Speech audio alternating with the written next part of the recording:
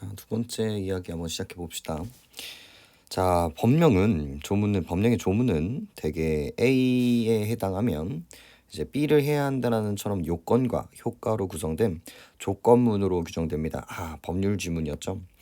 처음에 나오는 문장들은요, 일단 정의를 나오는 부분들이 좀 많아요. 그래서 이런 단어들이 조금 낯설 수는 있거든요. 여기에서 나오는 요건이라든지 이런 요건이라든지 효과 이런 것들, 조건문 이런 것들이 낯설 수는 있지만 결국 이 문장에서 얘기하는 그 꼴을 보시면 결국은 A에 해당하면 나오는 게 이거밖에 없잖아요. 해당하면 그죠? B를 해야 한다. 이렇게 만들어지고 여기 아래에 있는 이 부분이 이제 요건, 여기 뒤에 있는 부분이 효과. 라는 것 정도는 이제 여러분들이 읽어주셔야 되는 거고요. 이거는 이 글감뿐만이 아니라 모든 법률 지문에 해당하는 부분들입니다. 이 법의 속성 자체가 그렇거든요. 그래서 뭐 사람을 죽이면 면령행을 선고받아야 된다. 뭐 아니면 교통사고를 유발하면 뭐 얼마의 벌금을 물어야 한다. 이런 식의 구성이 우리한테 지금 되게 당연한 말들이지만 그걸 이제 언어적으로 이제 표현을 하자면 이렇게 된다라는 거죠. 그런데 하지만 그 요건이나 효과가 항상 일의적인 것만은 아니라고 합니다. 자, 요 단어를 보면서 우리가 조금 생각을 해봐야겠죠. 그래서 원래는 그러니까 대개라는 키워드 보시죠. 그래서 이게 구조가 이렇게 갈리는 거거든요. 대개, 즉 일반적으로 어떤 요건이 있으면 이 효과를 해야 한다라는 일의적 A라면 B를 해야만 한다라는 이야기로 굴러가지만 그죠? 하지만 그 요건이나 그것이 항상 일의적인 것은 아니다. 그래서 특정한 경우, 일반적으로는 이렇게 해야 되지만 특정한 경우에는 아니에요 라는 구조를 이런 식으로 이제 표현을 한 거예요. 이것도 이제 법지문에서 계속 나오는 이제 어투 중에 하나죠. 법조문에서는 구체적인 상황을 고려해야 그 상황에 맞는 진정한 의미가 파악이 되는 불확정 개념이 사용될 수 있기 때문입니다. 자, 그래서 새로운 개념이 등장을 했죠. 이 불확정 개념이라는 개념이 등장합니다. 정의가 나오죠. 항상 이런 것들은 이제 같이 가야 되는데, 그러니까 전제 조건이라는 거예요. 뭐를 필요하죠? 이게 되게 거슬리거든요. 이 법조문이라는 게 원래는 일반적으로 하나만 해석이 되는데 이렇게 뭐가 구체적 상황을 고려해야만 이것의 의미가 만들어지는, 의미를 파악할 수 있는, 우리는 이걸 뭐라고 부른다? 불확정 개념이라는 게 존재한다, 사용된다라는 거죠. 그렇잖아요. 실제로 사람을 찌르면 10년행을 줘야 한다라고 이야기를 하지만 이 사람을 찌르는 상황이 전부 다 다를 수밖에 없단 말이에요. 그래서 특정한 조건들이 붙죠. 뭐 내가 정당방위를 했을 때 똑같은 벌을 주는 것도 좀 이상하고, 그다음에 실수로 사람을 죽였을 때와 고의로 사람을 죽였을 때도 당연히 그거는 구분을 해야 되는 거고요. 그러니까 이런 구체적인 상황들이 그러니까 항상 존재하기 때문에 이런 여지를 주는 그런 부분들이 좀 있고요. 특히나 법이라는 거는요, 결국은 개인들의 자유를 침해하는 그런 부분들도 존재하기 때문에 너무나 단정적으로만 이야기를 한다면 되게 크게 영향을 미치는 부분들이 많기 때문에 어느 정도 이제 빠져나갈 수 있는 자유권을 이제 부여해주는 부분들도 있죠. 그래서 그런 뉘앙스의 결들로 등장을 하는 게 이런 불확정, 아직 확정되지 않는 개념이라는 거예요. 자, 개인 간 법률 관계를 규율하는 민법에서 불확정 개념이 사용된 예로, 그래서 키워드가 등장했죠. 민법에서. 이제 좀 짬이 있으면 이게 민법과 뭐가 좀 굴러가냐면 나라와 개인이 굴러가는 이제 형사법이 있고요. 개인과 개인에 대한 이야기가 민사법들이 있습니다. 그래서 지금부터 하는 얘기는 이쪽 영역이라는 거죠. 그럼 뒤쪽에 형사법에 대한 이야기가 나올 수 있다는 것도 조금 생각해 두시면 도움이 되겠네요. 민법 안 나올 수도 있고요. 하지만 이런 거는 기본적인 대칭이니까. 그래서 이 불확정 개념에 대한 예시로서 뭘 등장합니까? 손해, 배상, 예정액이. 그러니까 얘가 뭔가 잘못을 해서 손해배상을 해줘야 되는 예정액이 있는데 이게 원래 100만 원을 갚아야 되는데 막 400만 원 이런 거야. 그러니까 너무 과도한 경우에는 법원이 감액간 이런 게 난다는 거죠. 이제 전제 조건이잖아. 너무 크다. 이게 이제 전제 조건이거든요. 이게 뭔 얘기냐면 봐봐. 내가 얘랑 계약을 했어. 그래서 100만 원을 돌려주기로 했어. 이거를 이제 이행을 하지 못하면. 그래서 근데 걔가 결국은 계약을 못했다. 근데 이게 요건 한 1,000원짜리 계약이었던 거야. 그래서 1,000원짜리 계약을 어겨가지고 100만 원이나 손해를 배상을 하는 건 누가 봐도 좀 이상하다라는 거지. 원래대로라면 뭘 해야 돼요? 그냥 계약을 어기면, 그죠? 계약을 어기면 100만 원을 돌려줘야 한다, 내야 된다, 보상해야 된다가 정해져 있는데 법원이 생각하기에 손해배상 예정액이 크다면 뭐야? 100만 원보다 작게 할 수 있다. 요 얘기가 원래는 100만 원이지만 어떠한 경우에는 조금 줄 수 있다. 이런 식의 이야기로 글을 읽어주시면 좋을 것 같아요. 그래서 이 조문을 들 수 있는데 이때 법원은 요건과 효과를 재량으로 판단할 수 있습니다. 여기도 엄청 거슬리셔야 됩니다. 여기 중요한 포인트. 뭐라고 읽냐면요. 결국 이렇게 됐다라는 건 이게 대칭이 보이거든요. 저는 눈에. 저는 여기에 대칭이 보여요. 이 요건과 효과라는 정의가 이렇게 나눠졌다라는 건 여기 대칭이 보이거든요. 그럼 이거를 보시면 여기가 이제 어떻게 읽혀요? 헐소를 읽히는 거예요.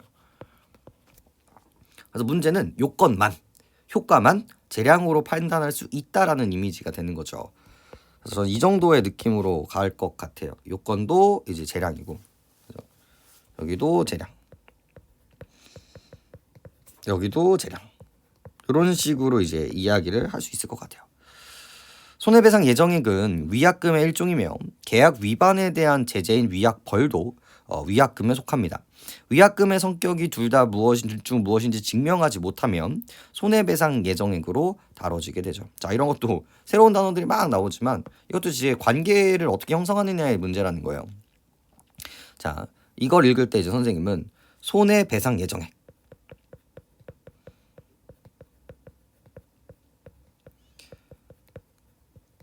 얘는 뭐래요? 위약금의 일종이래요. 얘를 우리가 뭐로 읽으면 된다? 위약금이라고 읽으면 된다.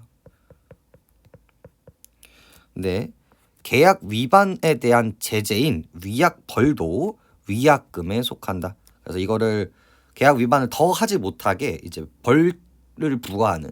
원래는 이제 100만 원만 갚으면 되는데 너 이거 하면 이것까지 더 내야 돼. 이거 무조건 우리가 이거 헤어지면 너 벌이야 이거.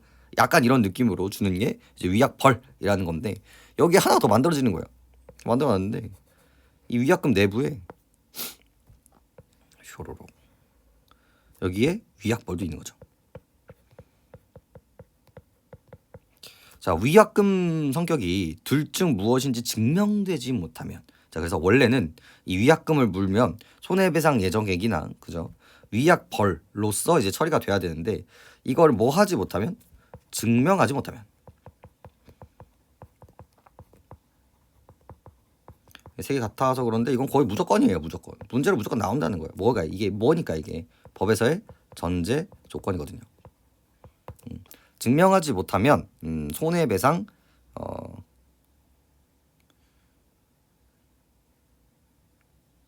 그래서 이제 증명하지 못하면 뭐로 갑니까? 이제 손해배상 예정으로 이제 처리가 됩니다. 그래서 요거 두 가지 이거를 결국은 이 두 가지를 생각하는 건 이제 위약벌인지 아닌지에 대한 평가라는 거죠. 위약벌인지를 증명하지 못하면 이제 손해배상 예정액으로 일반적으로 다뤄진다. 이렇게 생각하시면 되겠습니다. 자, 두 번째. 자, 채무자의 잘못으로 계약 내용이 실현되지 못하여 계약 위반이 발생하면 이를 인해 손해를 입은 채권자가 손해 액수를 증명해야 그 액수만큼 손해배상금을 받을 수가 있습니다. 너무 좋아. 여기 중요한 건 이제 채무자와 채권자라는 키워드 나오죠. 여러분들이 기출문제들을 꼼꼼하게 따라오셨다면 이 키워드들이 너무 당연한 거거든요. 채권자는 뭘 갖고 있는 사람? 권리를 가지고 있는 사람이에요. 저 사람한테 돈을 받아내고 그럼 위약금들을 받아낼 수 있는 권리를 가지고 있는 사람이고, 채무자는 의무, 무언가를 해줘야 되고 돈을 갚아야 되는 의무를 가지고 있는 그런 사람이라고 생각을 하시면 되겠죠. 그래서 첫 번째가 얘가 잘못해야 돼요. 첫 번째 조건이 얘의 잘못으로 이루어져야 되고요. 만약에 쌍방으로 잘못되면 이게 또 다르게 돌아갈 수 있다는 거야. 이로 인해 손해를 입은 채권자가 손해 액수를 증명해야. 자, 두 번째 전제 조건이 뭐예요? 손해 액수 증명이죠. 그래서 저는 이 부분이 너무 중요해요. 이 부분과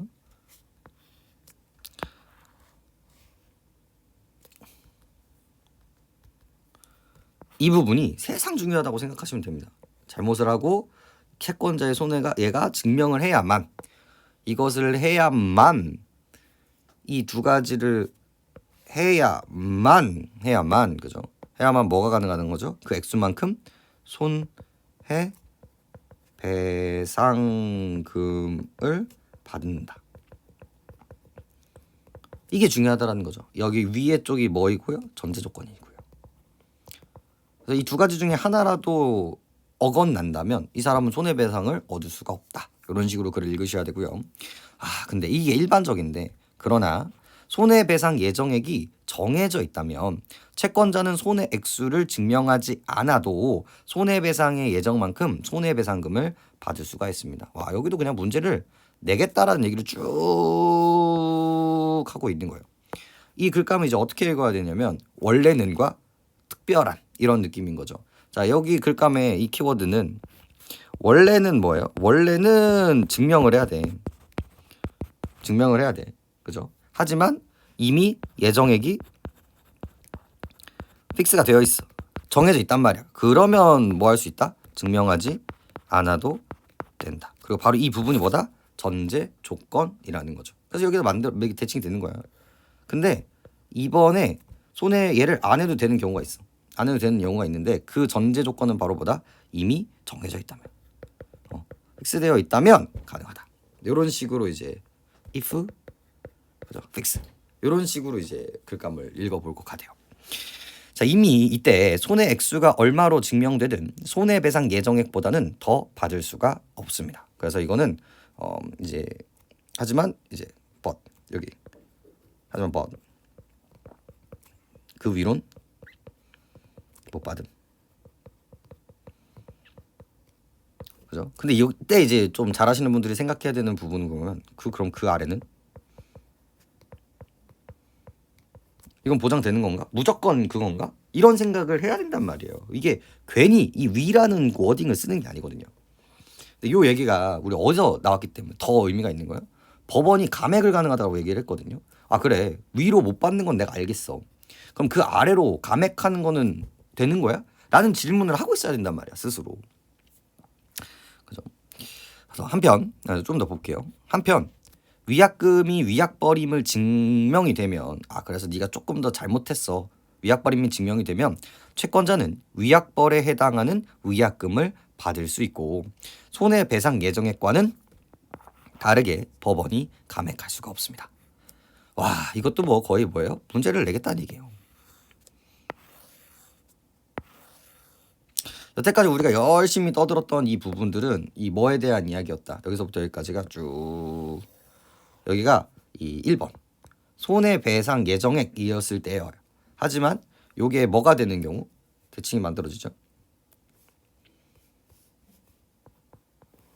얘가 뭐가 되는 경우 위약 벌, 네가 잘못해서 좀 더 빡세게 벌을 받아야 돼 라고 생각하는 경우에는 위약벌에 해당하는 1번 플러스 뭐도 받을 수 있고 위약금도 받을 수 있고요. 플러스 위약금을 받을 수 있고요. 뒤를 아직 안 읽었으니까 위약금을 받을 수 있고 이 손해배상 예정액과는 다르게 감액 가능하다 감액하지 않는다. 얘는 감액이 불가능해요. 자, 그럼 이제 아까 돌아가서 그럼 바로 그 아래로 감액은 이때는 뭐다? 가능하다. 이런 뉘앙스로 이제 읽을 수 있느냐 없느냐가 정말 중요하다라는 거예요. 그리고 이때 채권자가 손해액수를 증명하면 손해배상금도 받을 수가 있습니다. 그리고 두 번째, 증명만 한다면 뭐도 받을 수 있다? 배상금도 손해배상금도 받을 수 있다. 이런 식으로 글감이 마무리가 될 것 같습니다. 보이시나요? 이 법이라는 게 굴러가는 이 전제 조건들이 얼마나 중요한지를 계속 보여주고 있는 부분들이에요. 자, 불확정 개념은 행정법령에도 사용이 된대요. 여태까지는 사법, 이 개인과 개인이 싸울 때의 거래에 대한 이야기였다면 행정법령, 이 나라에서 무언가를 행정 업무를 했을 때도 똑같이 적용한다라는 얘기인 거죠. 전 여기서도 또 다시 뭘 읽습니까? 얼소라는 개념을 읽습니다. 이 글감은 결국은 개인과 개인의 사법 영역, 그리고 행정 법령, 법 국가와 개인 혹은 국가와 기업의 영향에서도 똑같이 굴러간다라는 이야기를 다시 한번 좀 잡을 것 같고요. 행정 법령은 행정청이 구체적 사실에 대해 행하는 법 집행인 행정작용을 규율하게 됩니다. 쉽게 생각하면요, 우리가 과속 위반을 했어요. 과속 위반을 했을 때 우리는 뭘 해야 돼? 행정작용을 해야 돼요. 얘한테 뭘 해줘야 돼? 너 벌금. 근데 그 벌금을 낼 때 이게 얼마를 내야 되는지, 얘를 뭐 형사처벌을 해야 되는지, 아니면 그냥 감옥에 가둬야 되는지, 아니면 그냥 벌금만 물 것인지, 경고만 할 것인지, 이런 것들을 뭐 한다? 선택하게 한다는 거죠. 이걸 컨트롤하게 된다. 이런 식의 얘기라고 생각하시면 되겠고, 자, 법령상 요건이 충족되면 효과로서 행정청이 반드시 해야 되는 특정 행위의 행정작용은 기속행위입니다. 자, 여기서 제일 중요한 단어들이 뭐겠습니까? 이제 좀 보셔야 돼요. 충족되면 반드시, 그게 바로 뭐다? 기속행위라고 이야기를 하죠. 그래서 첫 번째 키워드로서 기속행위라는 이야기가 나와요. 얘는 기본적으로 법령 요건이 충족이 됐죠. 그럼 그거는 뭘 해야 돼? 반드시 해야 돼요. 뭐 봐주고 자시고 그런 것들이 없어요. 단정이죠, 단정. 반면 벌써 나왔죠. 법령상 요건이 충족되더라도 그 효과인 행정작용의 구체적인 내용을 고를 수 있는 재량이 행정청에게 주어되었을 때 이러한 재량을 행사하는 행정작용을 재량행위라고 이야기를 합니다. 그래서 대칭이 만들어지네요. 재량행위죠. 그래서 얘도 똑같이 뭐예요? 요건이 충족됐어요. 그럼 원래 얘를 때려 박아야 되는 거거든요. 했었어야만 하는데, 하지만 뭘 준다? 재량권을 준다라는 거죠. 그럼 이게 뭐냐면 반드시의 반대말은 뭐예요? 할 수도 있고 안 할 수도 있다라는 거예요. can, can't. 근데 can, can't의 이미지보다는 얘는 가능성의 문제인 거죠. 가능. 그러면 할 수도 있고 안 할 수도 있다라는 문제가 이제 만들어지게 되는 겁니다. 여기는 무조건 오야. 여기는 법령에서 불확정 개념이 사용되면 이에 근거한 행정작용은 대개 재량행위입니다. 그렇죠. 그래서 계속 얘기를 하고 있잖아. 원래 법이라는 거는 무조건 A 하면 B다의 기본 틀을 가지고 있는데, 하지만 경우에 따라서 이런 구체적인 사례들이 적용이 됐을 때는 조금은 바꿀 수 있는 재량권들을 조금 가지고 있다. 자, 재량 준칙은 행정청의 재량으로 재량 행사의 기준을 명확히 정할 수 있는데, 그래서 이거를 할지 안 할지, 적용할지 안 할지를 기준을 누가 정한다? 행정청이 정해요. 이 얘기도 되게 엄청 빡센 워딩이에요. 원래 법이라는 거, 그런 근거라는 건 입법부에서 해야 돼요. 이걸 어떻게 해야 하는가. 근데 모든 법을 만들 수가 없잖아요. 그 기준들을. 그래서 그런 것들 일부를 이제 행정청에서 이제 조금 하게 되는 건데, 그런 이야기들이 담겨 있는 그런 한 줄이고요. 그 기준을 뭐라고 합니까? 이 기준을 재량준칙이라고 합니다. 이렇게. 자, 재량준칙은 뭐가 아니기 때문에 법령은 아니에요. 이것도 생각보다 되게 중요한 단어거든요. 얘는 법령은 아니에요. 법령은 아니므로 재량 준칙대로 재량을 행사하지 않아도 근거 위반이 아닙니다. 근거 법령 위반은 아닙니다. 그럼 봐봐. 여기서 굴러간단 말이야. 얘를 안 하면 어떻게 돼요? 얘를 안 하면 불법이야. 만약에 얘를 안 하면 불법이거든요. 근데 얘는 법령이 아니기 때문에 얘를 안 해도 뭐야? 불법은 아니라는 거죠. 지금 대충 보이세요? 이거 문제 나올 거란 말이야. 그다음에 다만 특정 요건하에 재량 준칙대로 특정한 내용의 적법한 행정작용이 반복되어서 행정 관행이 너무 중요하죠. 생긴 후에는 또 전제 조건이에요. 자, 원래는 상관이 없어. 하든 안 하든 상관이 없단 말이에요. 하지만 여기서 또 대칭이 만들어지는 거죠. 재량환기인데 전제 조건이 생겼어요. 계속 반복돼서 나오는 행정 관행이 생긴 후에는 동일한 요건이 충족되면요, 뭐야? 동일한 내용 행정 작용을 해야 한다. 그래서 왜? because 모든 사람들에게 뭐 해야 되니까? 평등하게 대해야 하니까. 근데 봐봐, 그렇다 하더라도 이게 법률로 들어가요? 불법적으로 들어갈까? 만약에 이걸 하지 않더라도. 그러니까 이런 것들에 대한 방향성을 제시해 주긴 했지만 지금 여기 보이지 않는 벽이 찍 하고 끊어진 거예요. 그래서 이걸 이렇게 해야 한다 이기는 한데 만약에 이걸 지켜지지 않았어. 그럼 이게 불법일까? 그거는 생각을 해야 되는 거야. 왜? 이거는 어디의 영역이기 때문에 지금 재량 행위의 영역이기 때문에. 그죠? 그래서 이때는 해도 되고 안 해도 되고 문제가 생기지는 않지만 이때는 동일하게 해야 된다라는 거야. 하지만 그게 법적인 영역까지는 가지 않는다. 그래서 요런 크게는 요렇게 나눌 수가 있는 부분들이 되는 거죠. 요렇게. 됐나요? 자, 그래서 이걸 가지고 이제 문제를 한번 풀어보게 될 텐데 자 10번 윗글의 내용과 일치하지 않은 것은 자 법령의 요건과 효과에는 모두 불확정 개념이 사용될 수 있다. 자 강조했죠? 뭐가 중요하다? 모두가 중요하다. 그래서 여기서 뭘 때려버리는 거야? 얘랑 얘랑 뭐로 잡았죠? 제가? 얼소로 잡았죠. 그죠? 때려박아야 돼요. 뭐가 나올 수 있다. 만약에 저게 틀렸으면 뭐가 나오겠어? 온리가 나오겠지. 그래서 제일 관통하는 키워드 중에 하나이기 때문에 너무나 괜찮은 얘기가 될 거고요. 법원은 불확정 개념이 사용된 법령을 적용할 때 재량을 행사할 수 있습니다. 그렇죠? 정의에 대한 이야기인 거죠. 그래서 이때는 그렇고 그때는 아닐 수 있다. 뭐 이런 식의 얘기들을 좀 할 수 있을 것 같아요. 자, 불확정 개념이 사용된 진정한 의미를 이해하려면 자 전제 조건이죠. 구체적 상황을 고려해야 된다. 그래서 요런 인과관계들도 어떻게 문제가 나오는지 다시 한번 체크해 보시면 좋을 것 같고요. 자, 불확정 개념이 사용된 행정 법령에 근거한 행정 작용은 그렇죠? 그죠? 뭐야? 재량 행위인 경우보다 뭐 근데 문제가 뭐예요? 기속 행위인 경우가 많다. 지금 봐봐. 재량이죠.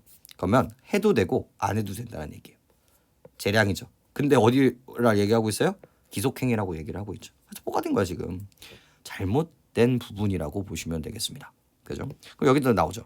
불확정 개념이 사용되면 대개 뭐래요? 재량행위래요. 그러니까 뭐가 지금 잘못됐어?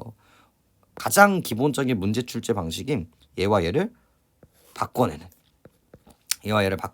가장 기본적인 문제 출제가 보여주고 있다라고 보시면 됩니다. 그래서 이 4번을 만드는 이 메커니즘 결국은 뭡니까? 단정과 가정. 이 메커니즘을 가지고 문제를 출제했다고 생각하는 것도 중요할 것 같고요. 자, 불확정 개념은 행정청이 행하는 법 집행 작용을 규율하는 법령과 이것도 뭡니까? 모두 하냐는 거죠. 그래서 이쪽에서 나왔었던 봐보세요. 여기 민법 그리고 여기서 나오는 행정법령 이런 키워드 그러니까 이런 것들은 좀 법에 대한 이해가 조금만 있으면 되는데 여기도 우리가 뭐로 잡았죠? 얼소로 잡았죠. 그러니까 이런 것들에 민감해지면 이런 이 10번 같은 문제가 되게 많은 것들을 지원할 수 있는 힘이 이제 생기게 될 겁니다. 그죠? 그다음 보죠. 기억에 대한 이해로 가장 적절한 것은 기억 어디갔어? 재량 준칙. 재량 준칙. 그죠? 이것도 어떤 느낌이 되게 중요해요. 원래는 이제 무조건 해야 되는 기속행위가 있고 해도 되고 안 해도 되고 하는 재량행위가 있는데 그래서 이거는 할지 안 할지에 대한 기준은 행정청이 만들어. 그거를 재량 준칙이라고 해. 그래서 이걸 안 한다고 해서 불법은 아니야. 하지만 행정 가능이 만들어진다면 동일한 내용에 대한 행정작용은 그래도 동일하게 적용을 해야 해. 라는 구조가 이 재량 준칙에 얽혀 있는 이제 얘기들이었는데 자, 재량 준칙은 법령이 아니기 때문에 이리적이지 않는 개념으로 규정되게 됩니다. 그죠? 일단은 법령이 아니다 라는 결들은 이제 어디서 확인할 수 있어요? 여기 키워드 나오죠. 법령이 아니다. 그죠? 하지만 이리적이지 않은 개념으로 규정이 됩니다. 자, 여기가 거슬려야 되는 이유가 뭘까요? 이것도 이제 뭐에 대한 구조로 보시면 좋냐면 그러니까 수능이 얼마나 영약하냐면요. 되게 이리적이지 않는 영역에 이리적인 거를 불어넣는단 말이야. 지금 이게 PS예요, 이게. 그러니까 이거의 포인트는 이거의 재량은 이 기준을 만들어서 해도 되고 안 해도 되고에 대한 문제인 거야. 교통법규를 떼야 돼. 그래서 10만 원을 줘야 돼. 근데 이 10만 원이라는 기준이 바뀌는 게 아니에요. 이거를 이 상황에 적용을 할까 안 할까라는 재량권을 부여하는 거지. 만들어진 이 기준점은 아예 기준이 없다 보니까 그 일원적인 기원을 만들어내는 거거든요. 그래서 오히려 일의적이지 않은 개념으로 규정된다가 아니라 오히려 뭐예요? 일의적이죠. 뭐 하면 뭐 해야 돼. 왜? 기준이 아예 없었으니까 이거를 재량으로 만들어 놨어. 그리고 이거를 적용할지 안 할지에 대한 이야기, 이 사건에 대해서, 요 Z라는 사건에 대해서 할지 안 할지도 재량이 있어. 안 한다고 해서 벌을 받는 건 아니야. 하지만 요 얘기 자체는 뭐예요? 하나죠. 하나란 말이에요. 아주 어려웠던 문제 중에 하나였고요. 2번, 재량 준칙으로 정해진 내용대로 재량을 행사하는 행정작용은 기속 행위입니다. 그래서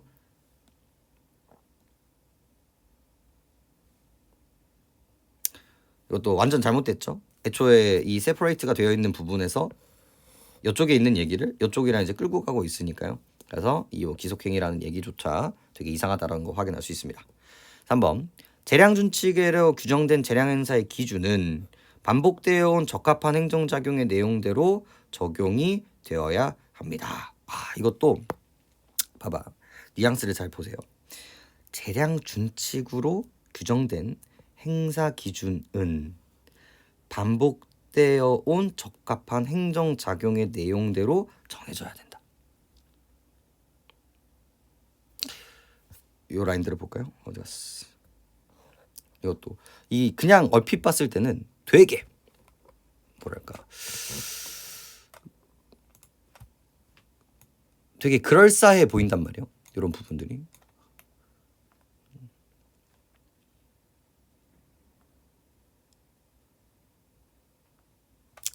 여기 해당하는 부분들을 다시 한번 좀 보면,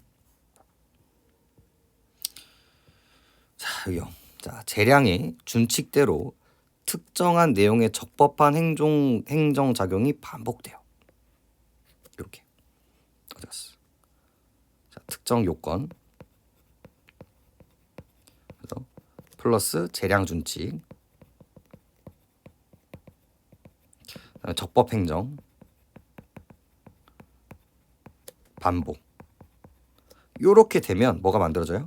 행정 관행이 생긴대요. 순서 보이세요? 요게 되면 요게 만들어진대요. 근데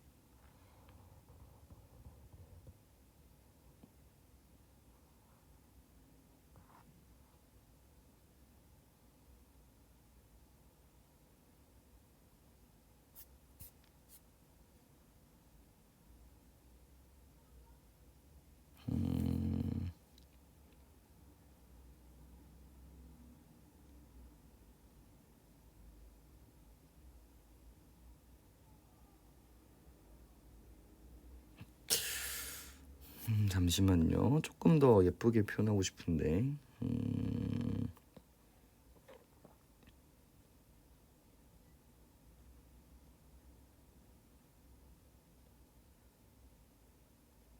네, 오케이. 자, 보세요. 여기가 전제 조건이에요. 얘는 봐봐. 재량 중칙을 기준으로 계속 뭘 해왔어요? 반복해왔단 말이에요. 그래서 요거를 반복해서 관행이 되었단 말이에요. 그래서 이거를 항상 적용해야 돼. 근데 지금 이 얘기는 이 재량 준칙으로 만들어진 재량 한세의 기준은 반복해온 적합한 행정 내용의 내용대로 정해져야 된다라고 얘기를 하고 있어요. 즉 반복되고 한 걸 가지고 뭘 해야 된다? 재량 준칙을 해야 한다라고 이야기를 하는 거죠. 조금 더 쉽게 얘기를 하면 A가 반복돼서 뭐가 만들어졌어요? B가 만들어졌거든요. 근데 지금 얘는 뭐라고 얘기하고 있어요? B가 반복되어서 A가 만들어졌다라는 구조로 만들어지고 있다라는 거죠. 이렇게 설명하는 게 조금 예쁘겠네요. 자, 4번. 재량 준칙이 정해져야 행정청은 특정 요건 하에 행정작용의 구체적인 내용을 선택할 수 있는 재량을 행사할 수 있습니다. 여기서도 좀 거슬려야 되는데 이거를 해도 되고 안 해도 되고란 말이에요. 이것도 여기 봐봐. 전제 조건이 느껴져야 되거든요. 여기. 사실 지금 요 얘기는 준칙이 정해지지 않으면 그냥 뭐 하면 돼요? 그냥 안 해버리면 된단 말이야. 즉 해도 되고 준칙을 정해도 되고 안 해도 되고 정했다고 해서 이거를 적용해도 되고 안 해도 된단 말이에요. 그래서 재량을 행사할 수 있다라는 건 딱히 정해지지 않아도 된다라는 거죠. 그죠? 정하지 않는다라는 것도 이제 재량이니까. 5번. 너무 중요한 문제죠. 재량 준칙이 특정 요건에서 적용된 선례가 없으면 행정청은 동일한 요건이 충족되어도 행정작용을 할 때 재량 준칙을 따르지 않을 수 있다. 봐봐, 이것도 특정 요건에 적용된 선례가 없으면이에요. 그럼 이게 키워드가 뭐야? 선례가 있으면 우리는 뭐 해야 돼? 따라야 돼. 뭐 때문에? 이게 평등의 원칙에 입각해야 되거든요. 하지만 없으면 따라한다, 따라하지 않는다. 따르지 않아도 된다라는 얘기를 하는 거죠. 그죠? 그래서 5번입니다. 이 5번이 나오는 이 메커니즘이 결국은 이제 어디서 등장한다? 바로 이 부분에서 얼마나 대놓고 등장하는지를 보시면 되는 거예요. 이 부분에서. 오케이? 오케이, 보시면 될 것 같고. 자, 이 하이라이트 12번 한번 보도록 하죠. 12번. 자, 윗글을 바탕으로 보기를 이해한 내용으로 가장 적절한 것은, 자, 갑은 항상 이런 것들은 이제 채권자와 채무자를 좀 구성화하시는 걸 되게 추천합니다. 갑은 을에게 물건을 팔고, 자, 물건을 줬어요. 그 대가로 100을 받기로 했습니다. 근데 이후 갑이 계약을 위반해서 물건을 안 줘가지고 이걸 판매를 못 해가지고 개손해를 본 거야. 그래서 을은 마이너스 80의 손해를 봤죠. 이와 관련하여 세 가지 상황이 있습니다. 자, 위약금 약정이 없을 때도 있고요. 위약금을 약정했지만 성격이 뭔지 지금 모르는 상태고, 그리고 갑이 위약금 약을 약정했고 위약금 성격이 위벌임을 증명했다라는 거죠. 자, 그래서 세 가지 구조가 만들어지는 거예요. 이 약정이 없는 경우, 그죠? 그 다음에 위약금이 있지만 있어. 하지만 이 위약금도 두 가지로 나눌 수가 있잖아. 그죠? 이게 여기 우리 앞에서 손해배상 예정액인지 위약벌인지, 그죠? 이 예상액인지, 그죠? 그 다음에 위약벌인지. 근데 이 위약벌인지 아닌지를 구분하지 못하면 우리는 뭐로 생각하기로 했어요? 요거로 생각하기로 했죠. 그리고 여기도 위약금이 있었고 얘는 위약벌이라고 이미 단정되어 있는 상태라는 거죠. 이 상황에서의 우리가 반응을 어떻게 해야 하는가라는 걸 볼 수가 있습니다. 자, 1번. 을의 손해가 얼마인지 증명되지 못한 경우에도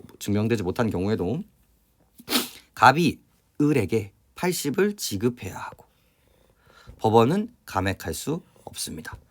일단 뭐부터 거슬려야 되냐면요, 증명하지 못했다라는 게 조금 거슬려야 돼요. 우리 아까 전에 전제 조건이 뭐였어요? 얘가 잘못을 해야 되고 손해 액수를 증명해야 손해배상금을 받는다라고 이야기를 했는데 그게 없단 말이야. 그러면 이 80을 지급해야 되는지에 대한 이야기가 조금 애매해질 수 있어요. 이 부분이 바로 뭐이기 때문에? 바로 이 부분이 전제 조건이 어긋나 있는 부분이기 때문에 그래요. 그 다음에 법원이 감액할 수 없대요. 아니죠. 법원이 감액할 수 없다라는 키워드는 바로 이쪽에서 나왔죠. 얘는 이렇게 나눠져야죠. 요 라인이. 바로 뭐와 뭐가 나눠지는 거야? 손해배상 예정액과 위약벌이 나눠지고 있단 말이에요. 이렇게. 그럼 이 얘기, 감액할 수 없다라는 건 어디서 나와야 돼요? 위약벌에서 나와야 된단 말이에요. 그래서 요 이해를 했으면 이 감액할 수 없다라는 이 부분이 다에서밖에 등장을 하지 말아야 된다라는 걸 우리가 확인할 수 있어요. 그래서 3번도 사실 벌써 틀린 얘기인 거거든요. 나에서 등장하는 얘기들이니까. 그 다음 보시면 나에서, 그래서 벌써 이제 틀렸죠. 자, 나의 손해가 80임을 증명된 경우, 그죠? 갑은 을에게 100을 지급해야 하고, 그죠? 범액은 감액을 할 수가 있습니다.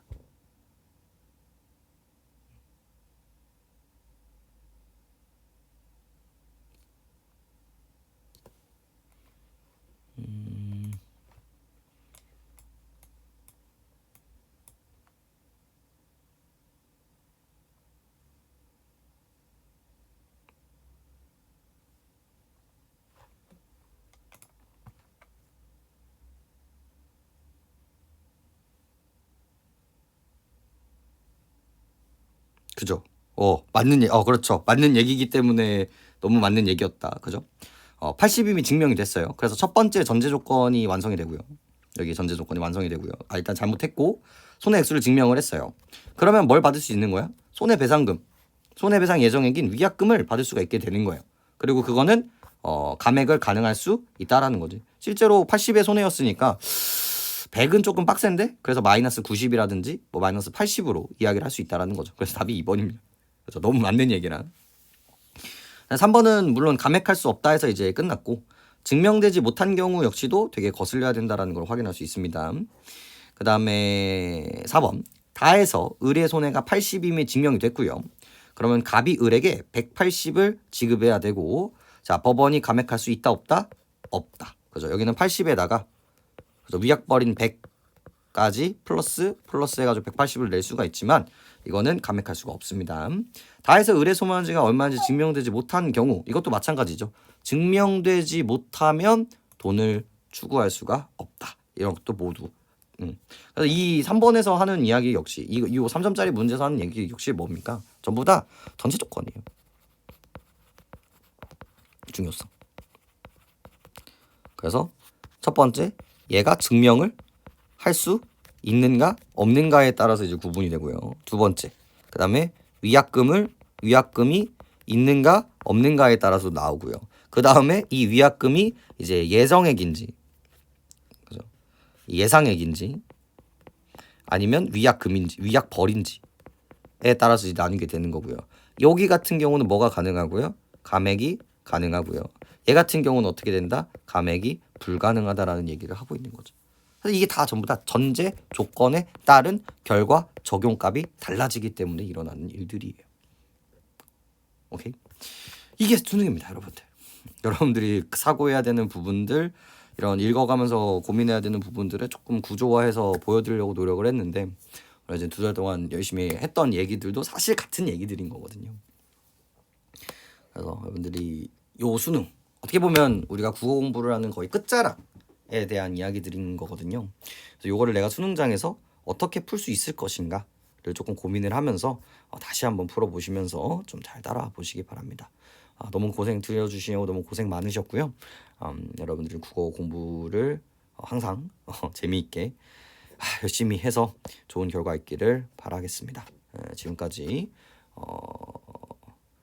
국어 강사 조항준이었습니다. 고생하셨습니다.